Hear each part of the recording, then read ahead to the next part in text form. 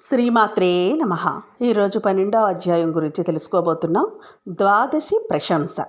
మహారాజా, కార్తీక మాసమున కార్తీక సోమవారమున కార్తీక ద్వాదశి వ్రతమును గురించి సాలగ్రామపు మహిమల గురించి వివరించదను విను. వశిష్ఠ మహాముని ఈ విధముగా తెలియజేశారు. కార్తీక సోమవారం నాడు ఉదయమునే లేచి కాలకృత్యములు తీర్చుకొని నదికి వెళ్ళి స్నానము చేసి ఆచమనం చేయాలి.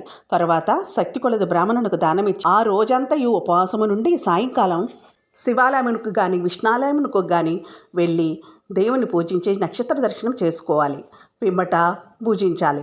ఈ విధముగా చేసిన వారికి సకల సంపదలు కలుగుటే కాక మోక్షం కూడా పొందుతారు. కార్తీక మాసంలో శని త్రయోదశి వచ్చిన ఎడల ఆ వ్రతం ఆచరించినచో 100 రెట్లు ఫలితం కలుగును. కార్తీక శుద్ధ ఏకాదశి రోజున పూర్ణ ఉపవాసం ఉండి ఆ రాత్రి విష్ణాలయమునకు వెళ్ళి శ్రీహరిని మనసారా ధ్యానించి శ్రీహరి సన్నిధిని పురాణ కాలక్షేపం చేసి మరునాడు బ్రాహ్మణ సమారాధన చేసిన 1,000,000 యజ్ఞముల ఫలితము కలుగును.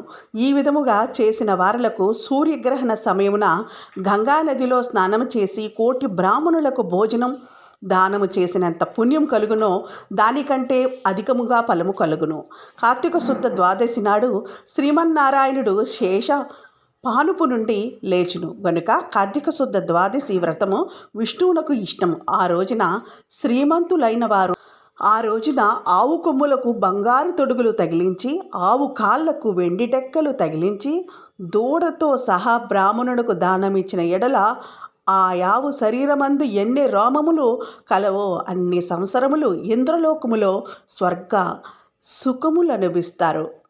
కార్తీక మాసమందు వస్త్రదానం చేసినను గొప్ప ఫలం కలుగును. మరియు కార్తీక శుద్ధ పాడ్యమి రోజున కార్తీక పౌర్ణమి రోజున కంచు పాత్రలో ఆవు నెయ్యి పోసి దీపముంచిన వారు పూర్వజన్మ ముందు చేసిన సకల పాపములు హరించును. ద్వాదశి నాడు యజ్ఞోపవీతములు దక్షిణతో బ్రాహ్మణునకు దానమిచ్చిన వారు ఇహపర సుఖమును పొందుతారు.